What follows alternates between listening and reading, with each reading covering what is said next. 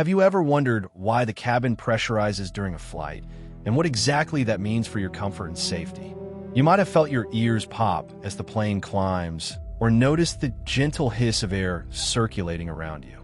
It's a familiar sensation for many of us who fly, but what's actually happening behind the scenes? The cabin pressurization system is designed to create a comfortable environment for passengers and crew, but it's not just about feeling cozy. It's also crucial for our well-being at high altitudes. And here's the surprising part. The air pressure at cruising altitude is much lower than what we're used to on the ground, which is why the cabin needs to be pressurized in the first place. Think of it like scuba diving, where water pressure increases dramatically as you dive deeper. In a similar way, air pressure decreases as you ascend to higher altitudes. So, what does this mean for us as passengers? And how does the cabin pressurization system work to keep us safe and comfortable? We'll explore the answers to these questions and more, starting with the basics of how cabin pressurization works. Vocabulary: pressurizes, comfort, safety, altitudes. What happens when a plane flies at high altitudes, where the air is incredibly thin? At cruising altitudes, the air pressure outside the plane is much lower than what we're used to on the ground. In fact, if you were to breathe the air at 30,000 feet without any pressurization, you'd feel like you're on top of a very high mountain, where every breath is a struggle. The air is so thin that it's hard for our bodies to get the oxygen we need. And here's the surprising part. It's not just about oxygen levels. At high altitudes, the low air pressure also causes the air to expand, which leads to a rapid loss of moisture from our skin and lungs.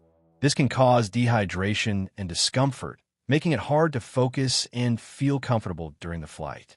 That's why planes pressurize the cabin, to simulate a lower altitude, typically around 5,000 to 8,000 feet, where the air is thick enough for us to breathe comfortably and our bodies can retain moisture. By doing so, the plane creates a safe and cozy environment for us to fly in, and that's essential for a smooth and enjoyable journey. So, to answer a key part of our question, the need for pressurization is not just about oxygen, but also about our overall comfort and well-being at high altitudes. Vocabulary: altitude, pressurization, dehydration, discomfort. So, how does the cabin actually get pressurized? Well, the air inside the cabin doesn't just magically appear, it's actually bled from the plane's engines. Think of it like a scuba tank, which provides a safe air supply underwater. Similarly, the engines produce compressed air, which is then used to pressurize the cabin. But before that happens, the air is cooled and controlled to maintain a safe internal pressure. This process is crucial, as it ensures that the air inside the cabin is comfortable to breathe and that the pressure is just right. And here's the surprising part. This process is constantly monitored and adjusted by the plane's systems, kind of like how your body automatically adjusts its breathing when you're exercising or resting. The plane's computers and sensors work together to make sure the pressure inside the cabin remains safe and stable, even as the plane flies through different altitudes and weather conditions. This automatic adjustment is what makes air travel so remarkably safe and comfortable. And it's all thanks to the clever system of pressurization. So, to recap, the cabin pressurization is essentially a carefully controlled air supply system designed to keep you safe and comfortable throughout your flight. Vocabulary: pressurization, scuba, compress, cabin, altitude. So, what happens to our bodies when the cabin pressurizes? You might have noticed your ears popping or your nose feeling a bit dry when you're on a flight, but what's going on? And is it something to worry about? The thing is, when the air pressure around us changes, our bodies need to adjust, and that can cause some minor effects. It's kind of like when you dive deep into a pool and your ears feel the pressure. It's a similar sensation. And here's the surprising part. Our bodies are actually really good at adapting to these changes. It's just that sometimes we notice the process.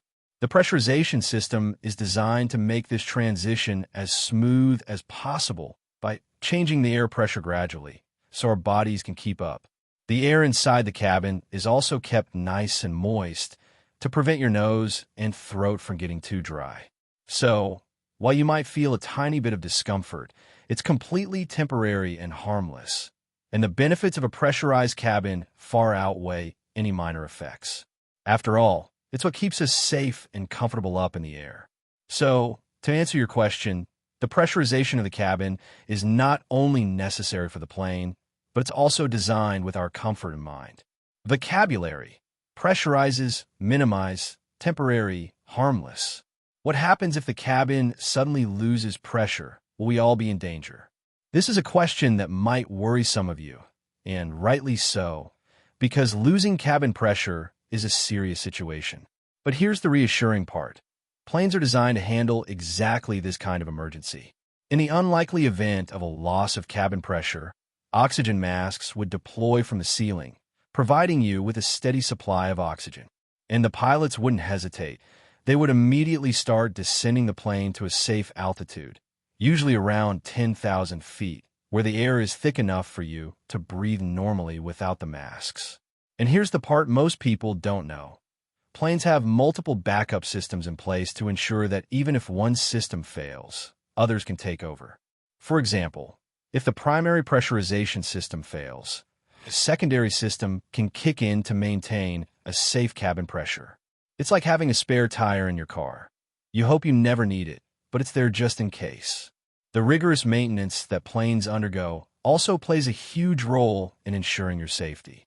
Regular checks and inspections help identify any potential issues before they become major problems. So, even though the thought of losing cabin pressure might seem alarming, it's incredibly rare and planes are designed to handle it. So, to answer your question, in the unlikely event of a loss of cabin pressure, you would be safe thanks to the plane's backup systems and the prompt action of the pilots. Want to learn more about what makes air travel so safe? Vocabulary: altitude, backup, deploy, maintenance. So, to answer your question, the cabin pressurizes to provide a safe and comfortable environment for passengers. And it's a remarkable example of aviation engineering. Imagine you're climbing a mountain, ever higher, with air getting thinner and harder to breathe. Now picture boarding a plane. As we ascend to 30,000 feet, the outside pressure drops significantly.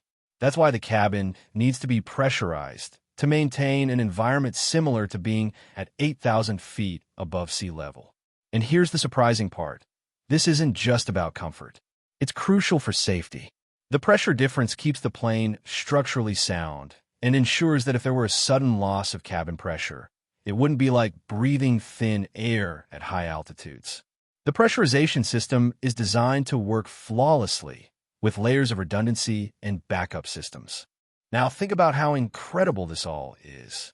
Engineers have figured out precisely how much pressure to maintain so you can breathe normally, stay comfortable, and enjoy your flight without even realizing what's happening behind the scenes.